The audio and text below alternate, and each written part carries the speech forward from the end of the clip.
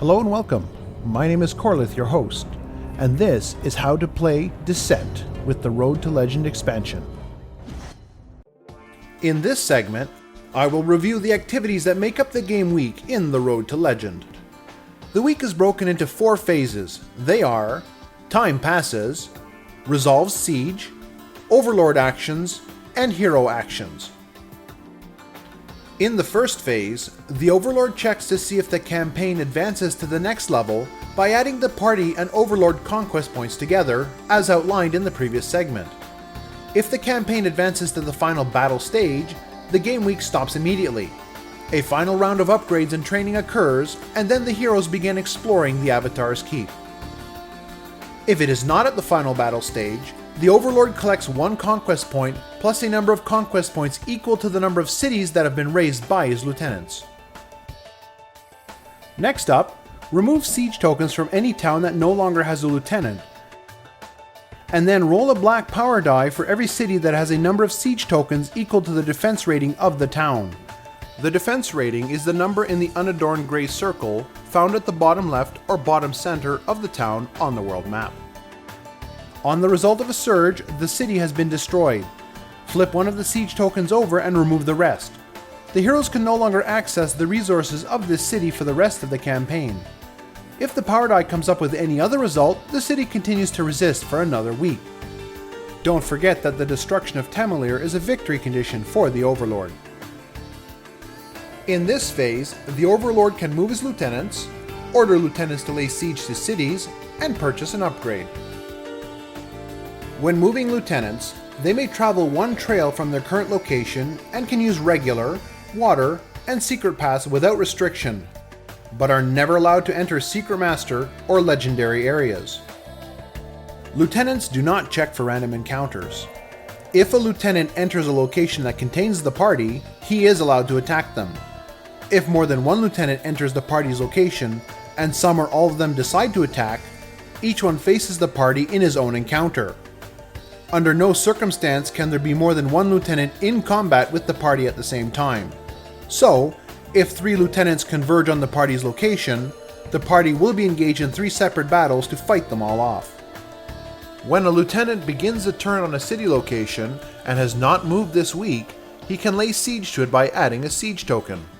If the number of tokens is equal to the defense rating of the city, there is no need to add more as it is already on the verge of succumbing.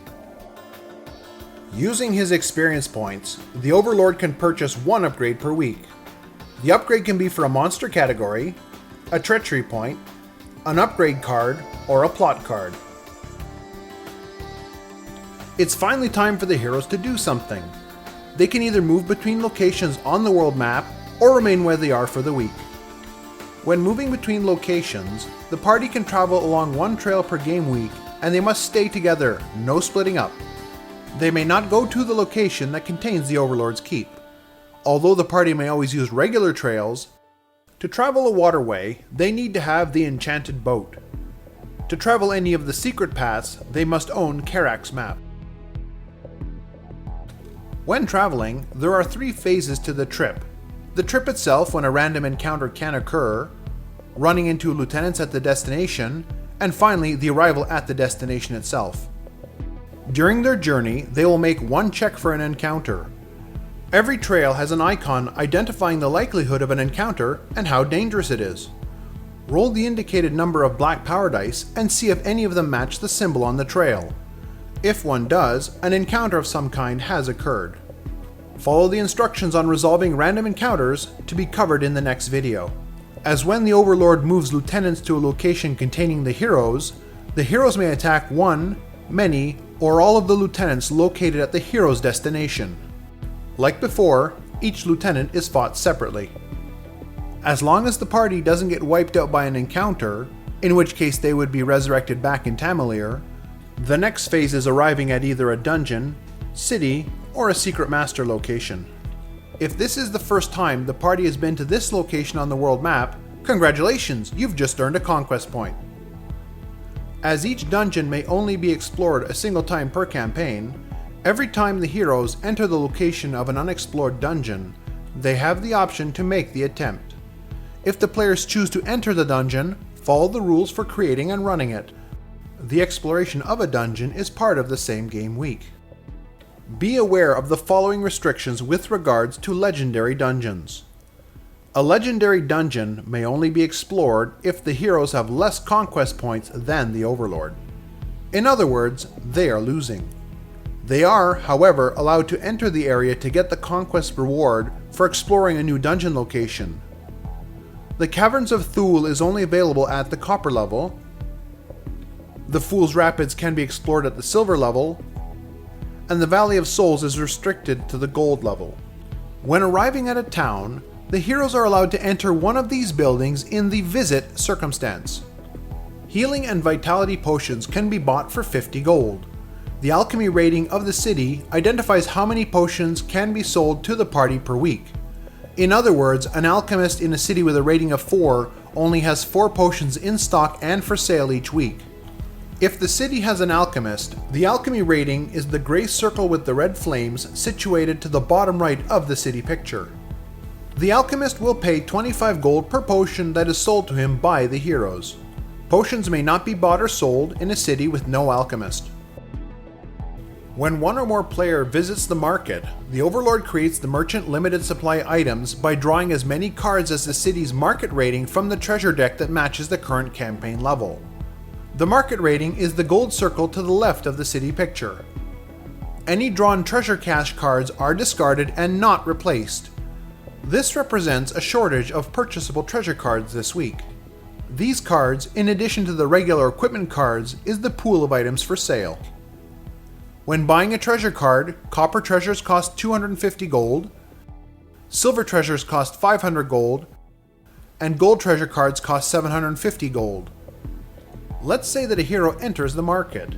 The market rating of this city is 3 and the campaign level is copper, so the Overlord draws 3 cards from the copper treasure deck. One of the cards is a treasure cache card and is discarded, leaving 2 treasure cards and the standard equipment deck for the hero to choose from. The hero opts to buy one of the treasure cards. If a second hero goes to the market, there will only be the last treasure card and the equipment deck available. When visiting the temple, a hero can pay 25 gold to heal as many wounds as the temple's rating in that city. The temple rating is the 2-tone yellow circle to the right of the city picture. The fatigue pool does not get restored when using a visit circumstance at the temple. A hero visiting the tavern may buy a round of drinks for the patrons in the hopes that someone will have a lead on a good rumor. A rumor is a special dungeon encounter that usually has a worthwhile reward when the rumor objective is completed. At the copper level, a rumor costs 50 gold, 100 gold at the silver level, and 150 gold at the gold level of the campaign. If the party already has a rumor in play, they get to choose between keeping the existing rumor or discarding it in favor of the new one. There can be no more than a single active rumor at any time. If the party stays in town for a week, they can use either the Recuperate or Train circumstances. Recuperating costs 50 gold per hero and restores both wounds and fatigue to their maximum.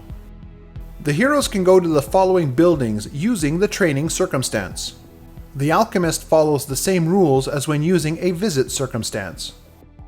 The market also uses the exact same rules as a visit circumstance. When training at a temple, a hero can pay 50 gold and restore his health and fatigue to full, exactly like using a Recuperate. As far as I can tell, there is no difference to training at the temple and recuperating. The tavern is also the same as going there for a visit. Heroes can only go to the training ground using the training circumstance. There will be an entire video on how to use the training grounds to buy upgrades. When the party stays at a dungeon location for the week, they can use the Recuperate circumstance. Recuperating, as usual, costs 50 gold per hero and restores both wounds and fatigue to their maximum. If a hero doesn't pay the fee, the health and fatigue pools are unchanged as he simply does nothing for the week. There is no visit circumstance for Secret Master locations, so the game week ends with the party's arrival. However, when they spend an entire week training with the Master, they can purchase a health or fatigue pool upgrade in addition to the upgrades that can be bought at a city training ground. A complete review of training with a Secret Master will also be covered in the video dedicated to training. This ends the game week. The next game week begins anew with the Time Passes phase. In the next segment, I'm finally getting to the good stuff as I get into an in-depth examination of random encounters that can happen when the party is traveling the Terranoth world map. Thank you for watching this video, and I will see you next time.